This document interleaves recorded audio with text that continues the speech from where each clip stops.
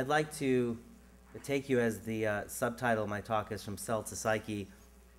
I'd like to start with a bird's eye view, and we'll go down to the cellular level and then come out and see in a very practical way how we can take a truly, not just integrative in the sense of taking different modalities and just bringing them into the tent, but integrated, which means we understand how each symptom and how each intervention is related to a whole which is greater than the parts that we're looking at. Okay.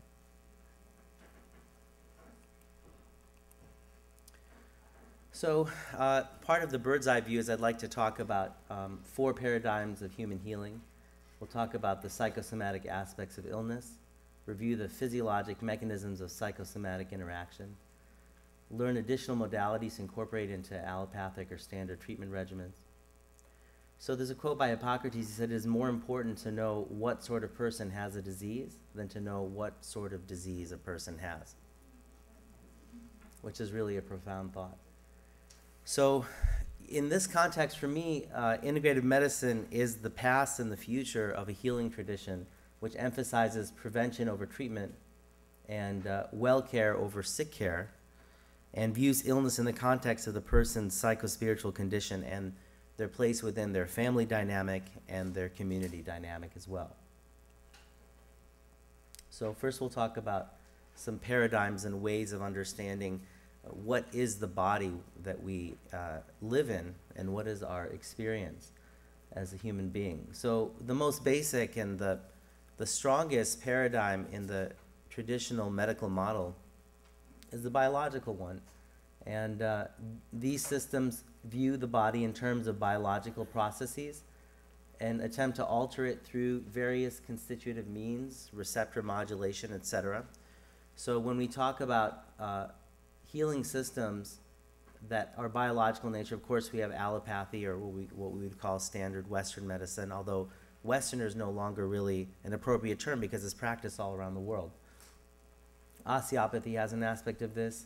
Naturopathy has an aspect of this. So does Chinese medicine, Ayurveda, because they're using plants that are affecting biological processes in different ways. And if you look at their materia medica, whether it's the, if it's the United States pharmacopoeia, or you're looking at an Ayurvedic materia medica or a Chinese materia medica, the description of the intervention methods are going to be based on their ability to alter certain symptoms in the body, or based on modern scientific studies, biological processes. So the approaches we can take would be a pharmaceutical approach. So this is, of course, something you're all familiar with.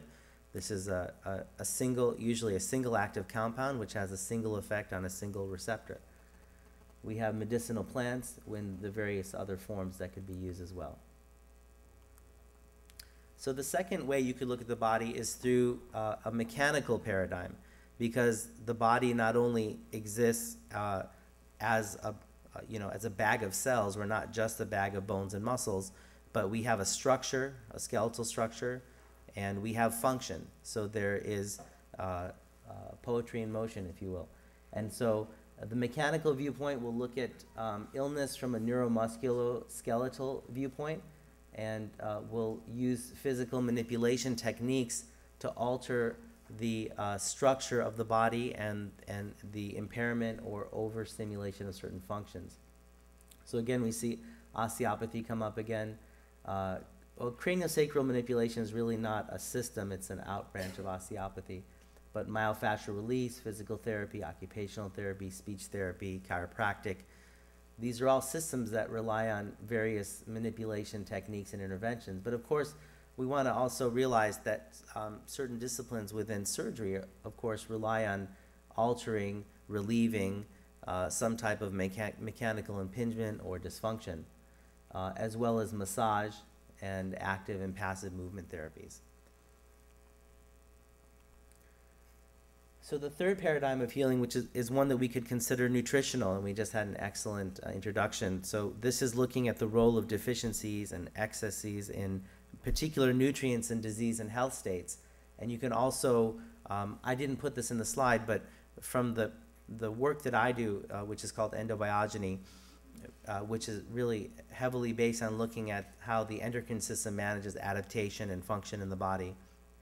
Because the endocrine system manages the functioning of the digestive organs, the acquisition of nutrients, the distribution of nutrients, the timing of distribution of nutrients, nutritional interventions will also be looking at how you can alter some of these biological processes and the neuroendocrine system as well. So within the allopathic paradigm that probably most of us are trained in, there's very limited role in the traditional medical schools and teaching systems for nutritional intervention. Things like very specific metabolic pathways, mitochondrial disease, and the use of CoQ10, fifth day fits and the use of B vitamins, lead toxicity as a source of imbalance. And then in functional medicine with people like Linus Pauling, naturopathic approach, Chinese medicine, Ayurveda, and other mature healing systems all place a greater emphasis on nutrition. And then the interventions that relate to nutrition include changing the diet, dietary supplements, intravenous nutrient infusions as well. And then the fourth healing paradigm that we could talk about is an energetic one. And again, when we talk about energy, if we're not talking to a group of mechanical or electrical engineers, sometimes there's a little bit of discomfort about what is energy and is this legitimate? But we have to remember that even in the most traditional and conservative allopathic paradigm, just on the foundations of biophysics, we know that everything in our body works with various degrees of subtle and gross energy, because our body has electromagnetic, electrochemical, biochemical, biophotonic, different types of resonant activity, and this has been very well documented. So even in a very classical understanding, there is a role of understanding the energetic nature of the body. For example, there's a number of studies that have looked at the role of the AlphaStim device, and if I mention any particular device or product, I have no connection or financial interest, but there are various types of low amplitude electrical devices which have been shown to actually alter the rate of sodium potassium chemical pumps, or alter the steric binding property of certain endogenous molecules just by applying a very weak electrical force into the body. So this is really part of our mainstream teaching. We just don't think about it in many ways. So in allopathy, we can say there is a certain understanding of energetic phenomena. Also with biophotonics, what I'm talking about here is using low-level cold lasers, for example, to stimulate mitochondrial activity within the cell. There's a lot of studies that show that cells have photonic receptors, even in areas where the sun don't shine. So our body is made of light, and we consume light because plants are concentrators of light. They've grown under the light of the sun, and so we eat light, and we are composed of light, and just in a very classical physical understanding.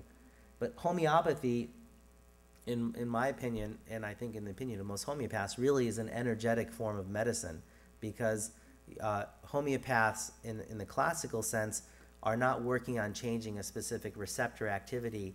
They're looking at changing a pattern in the body, and they're using the energetic resonance of a substance which is embedded in the water where there's no actual measurable substance. So really it's an energetic form of medicine. So as I mentioned, there's biophotonic therapies, low-level laser, cold laser, lithotripsy, ultrasonic and electrical coagulation in the surgical suites. This is really all energy medicine that we're talking about, and it's here, it's in our centers, if you think about it. Again, homeopathic remedies, and then there's a lot of subtle energy techniques like Reiki, healing touch, therapeutic touch, Qigong, a lot of other things that I haven't mentioned, and there's a number of studies within the paradigm of physics and biocellular activity that is demonstrating that, at least in the case of Reiki, just because I'm more familiar with that literature, that there's some type of infrared level activity which you can actually project from yourself, if you're trained in Reiki or these other techniques, to somebody else. And if you put a piece of glass which absorbs infrared light, that effect is lost. You can do it on a petri dish where presumably there's no placebo effect, and you can actually protect liver cells grown in a culture dish against injury from certain hepatotoxins just by transmitting this type of energy prior to exposing the plate of liver cells. So there's something going on here. Okay, so we've talked about the 4 paradigms of healing, and again, the reason I wanted to go in this very philosophical way is that I want to put forth this concept of integrated medicine, and not integrative medicine is great, and the more people that we can talk to, the more humble I can tell you as a medical doctor that we can make ourselves in understanding that there's different ways to approach healing, and a team approach always benefits the patient more. But if we can even go to this integrated effect and see how these different levels of our experience as a person and our suffering continues, then we can have even more profound changes. So let's talk a little bit about the psychosomatic basis of illness. I'm going to go into a little bit more detail, but I promise you I won't give you the type of detail that I teach my students when I teach around the world in endobiogeny. So if we start with the paradigm that you have a psychological outlook, you have a view of the world that is your framework, how you see everything. You have a certain psycho-spiritual or psycho-emotional state. You have a perception of the world, and it is expressed in part through the frontal cortex. You think about things, you ratiocinate, you reflect, and then there's some type of stressor in your life.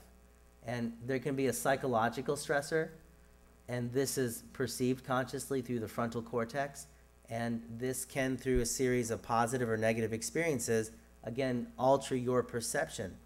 So for example, let's say the power went out here in the middle of my talk. Is that good or is it bad? Well, maybe it's good for you because then you can go to lunch sooner. Maybe it's good for me because then I'll be forced to talk from my heart instead of just from my head. So I don't necessarily see it as bad, but that's my view of the world. If I had another view and I say, oh, something always bad happens to me, then I'll see this as yet another proof of that, and it'll solidify that perception. Now, when we talk about stress, I personally try to be very clear that there's really 3 types of gross stressors we can talk about. So we talked about the psychological one, and we talk a lot about that. But you can have a purely physical stress. And again, when we talk about stress, Hans Selye, who coined the term the adaptation syndrome and did the original work in the 1950s, was really talking about adaptation, both in its basic structural function. How does the body adapt itself? How does a fetus become a child? How does a child become an adolescent, become an adult? How do you go through menopause? How do you deal with the changes of the season, with changes in the amount of light we're exposed to every day, with changes in temperature? How does the body adapt itself to these natural stressors and essential stressors? So there's that type of stress, but there's also adaptation to unanticipated stresses as well. And this will have an aspect which is both perceived through the brain and through the mind, and also is experienced through the neurologic system, through the autonomic nervous system, which is the stimulator and the maintainer of the adaptation response through our hormones. So here, just for the sake of simplicity, in brown, where it says endocrine, I'm just showing you the adaptation system through the adrenal gland, but the complexity is much higher than that. And that can affect your immune system. And then you have a third type of stress, which is a purely endogenous stress. That it could be from interleukins, it could be from an infection, it could be a cancer growing. And this also will entrain a certain type of neuroendocrine response as well. So ANS is the autonomic nervous system, SNS is sympathetic. Then you have the enteric nervous system, which is the nervous system in the gut, which some physiologists call the second brain, because it has its own independent function. And actually, from embryology, the enteric nervous system actually is an outgrowth of the same material that creates the central nervous system. So when we talk about a mind-gut connection, it's really coming from the same material embryologically, and you never lose that connection. That's why so many people somaticize their anxieties and other types of emotional experiences in their GI system, because it never loses its link. So you have the excretion of epinephrine and norepinephrine, which again can alter the immune system. The enteric nervous system can alter enteric flora, which also has a profound effect on the immune system. And then you also have an influence from the limbic system, which is where you experience those gut feelings of fear, emotion, sex drive, things like that. Okay, so again, this is just a very broad overview. Now let's start to try to apply these concepts in the life of a single child and see how we can take an integrative and integrated approach to treating their condition.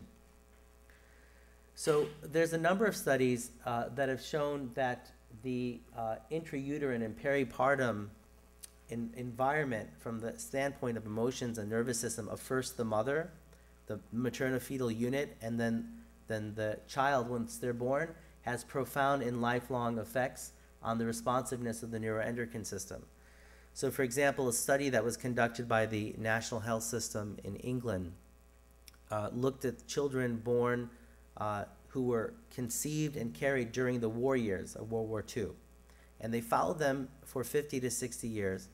And what they found is that the children who were born small for gestational age, so underweight, had a significantly higher incidence of heart disease, of hypertension, and obesity than their cohorts who were born at the normal age, at the appropriate weight and at term birth. So all other variables considered, just the weight of the baby at birth was a strong enough predictor of lifelong risk of these chronic adult diseases.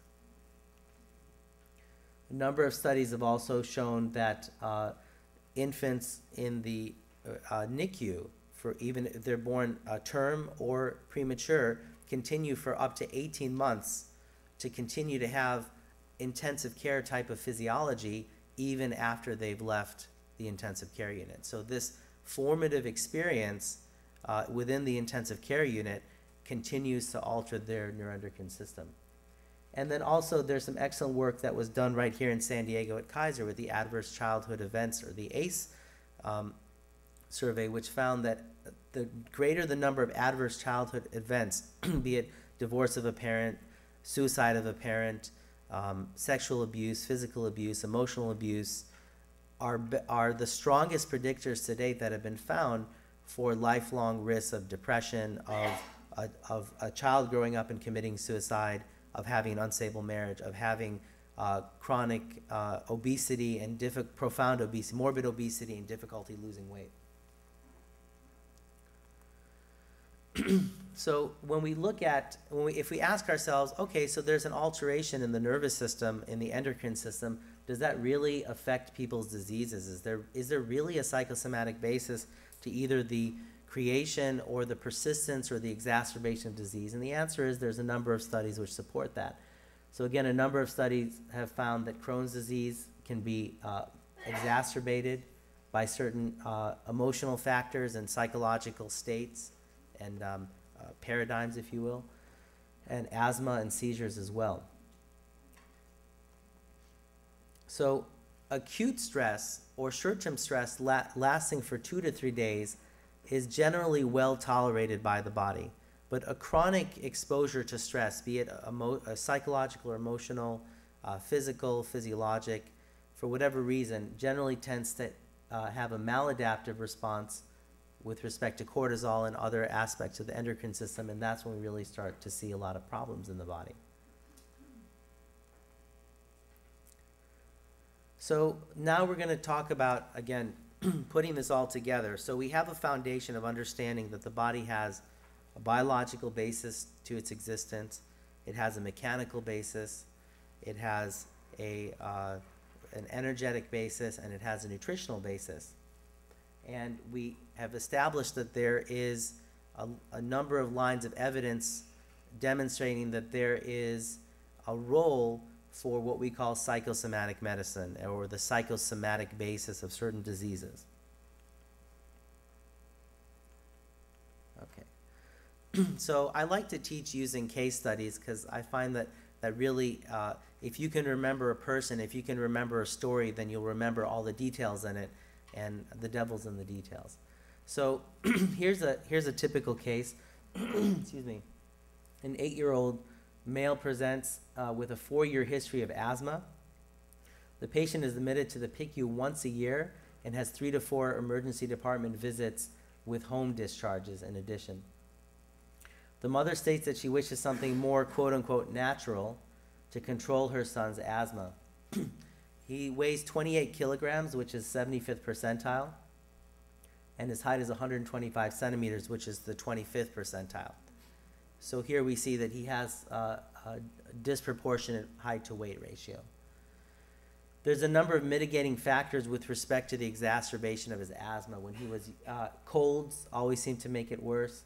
When he was a toddler, potty training and the battle between the mother and the child and getting him to have bowel competence and bladder control would lead to wheezing.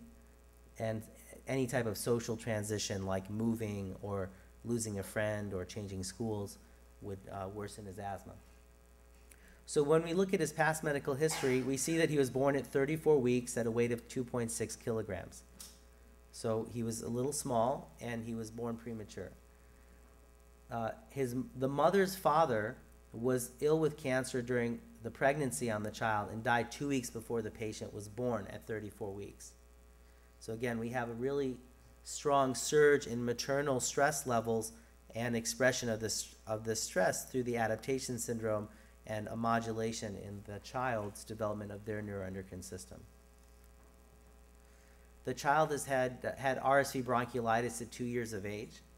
So we know from numerous studies that RSV bronchiolitis itself can become a risk factor of a child later on transitioning from reactive airway disease to what we would call asthma. Had 4 episodes of otitis media. So I know that my osteopathic friends are thinking, oh, there's something wrong here with the structural aspects of the lymphatics and the drainage system in the ear, nose, and throat area as well. So there's some congestion here. So again, we're building up a case here. There's an immunologic, which is a biologic problem. There's some structural issues going on. He still has enuresis at night intermittently, and it's worse whenever he eats a lot of carbohydrates. So this indicates he has a very high parasympathetic load, which is going to favor bronchial constriction and increase production of mucus and blockage of his airway. So he's had myringotomy tubes, and he's had a tonsillectomy and adenoidectomy already. He has an older brother with allergies. The mother had asthma as a child. So again, we know here's the role of genetics, and there's very strongly established that atopic disease, there's an increasingly greater risk of children having atopic disease if one parent has it, and if both parents have it, there's a higher risk as well, and same thing with siblings. The mother and the aunt smoke outside, and they have on and off boyfriends who come into the house who live with them temporarily. So again, there's emotional stressors, there's also environmental issues. His diet is a lot of sugar-sweetened cereal, peanut butter and jelly with hydrogenated vegetable oils and high fructose corn syrup. Wow, 5 minutes, I'm not going to be able to get through this. A lot of bad stuff in the diet. He's on fluticasone and salmeterol. He has an albuterol MDI and a spacer, which is supposed to be used PRN, and he uses it 1 to 2 times a week. He's also on montelukast, which is a leukotriene inhibitor, and diphenhydramine, which is also known as Benadryl. So he's on an antihistamine. So we talked about his assessment, I guess, while we went along. So look at his standard approach. He's on both things which inhibit certain physiologic processes. He's on an antihistamine, a leukotriene inhibitor to inhibit inflammation. He has things which are forcing activity like glucocorticoids and beta agonists to open up his airway to have an anti-inflammatory effect. The shortcoming of this approach is that it's neither curative nor is it mindful of all the other mitigating factors that we talked about. And the worst thing is that the most recent studies suggest that this type of approach in children does not even affect the progression of disease. And a number of studies show that using these beta agonists can actually increase the risk of mortality in adult patients who use them long term. So there has to be a better way that we can help this child be treated in the whole sense of his experience as a person, not just his asthma. So again, the way that I approach this case is I ask myself, how and why does this child have maladaptation of his physiology? What are all of these factors, biomechanical, nutritional, social, energetic, which drive or entrain or prevent the regulation of his physiology? Because our bodies are made to be able to regulate themselves. And if they can't, then we have to look at what are the blockages at these 4 different levels of functioning that are affecting the body. How can we, instead of just suppressing or stimulating, how can we use treatments which modulate thresholds of activity and support natural adaptive biologic processes, which is much more subtle and profound in the long term? And how can we involve the patient and his family and the environment in the treatment plan? Okay, so I love this quote from Sir William Osler, the father of really modern medicine, if you will, the great Canadian physician. He said, "The good physician treats the disease while the great physician treats the patient who has disease." So here he is, a couple thousand years later, basically saying what Hippocrates told us so many millennia ago. He also said, and I love this, he says that